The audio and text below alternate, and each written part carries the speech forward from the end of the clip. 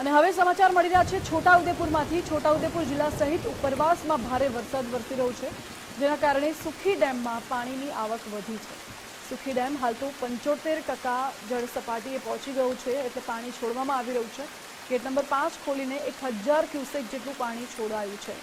30 centimetre જેટલો gate ખોલવામાં આવ્યો છે અને પાણી હાલ છોડવામાં આવી રહ્યું છે। ડેમનું જે લેવલ છે તે જાળવી રાખવા માટે પાણી અત્યારે છોડવામાં આવી રહ્યું છે।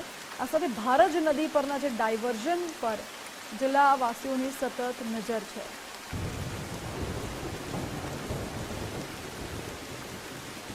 છોટાઉદેપુર જિલ્લા સહિત ઉપરવાસમાં પણ સારો એવો વરસાદ થતા સુખી ડેમમાં પાણીની સારી આવક થઈ છે।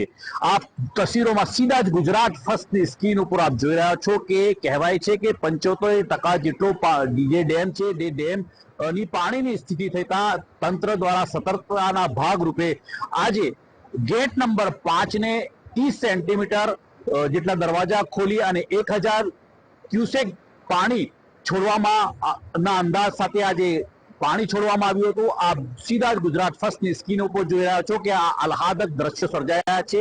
જ્યારે પણ સુખી ડેમમાંથી પાણી છોડવામાં આવે છે તેને જોવા માટે અહીં મોટી સંખ્યામાં જે અહીં આજુબાજુના જે લોકો હોય છે તે આજુબાજુના લોકો પણ આવતા હોય છે અને આ આહલાદક દ્રશ્યો પોતાના કેમેરામાં કંડેરતા જોવા મળે છે। આ સાથે સાથે સેલ્ફી લેતા પણ જોવા મળે છે। આપ સીધા જ ગુજરાત ફર્સ્ટની સ્ક્રીન ઉપર આપ જે જોઈ રહ્યા છો આ આહલાદક દ્રશ્યો જે છે સુખી ડેમમાંથી આજે પાણી છોડવામાં આવ્યું હતું।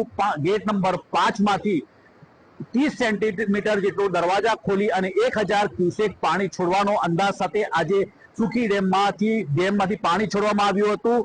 છોટાઉદેપુર જિલ્લામાં હાલ જેટલા પણ જિલ્લાના નદી નાળા છે તે નદી નાળા છલકાયા છે અને પાણીની સારી આવક થઈ છે। આ સાથે સાથે છોટાઉદેપુરના ઓરસંગ નદીમાં પણ નવા નીર આવ્યા છે।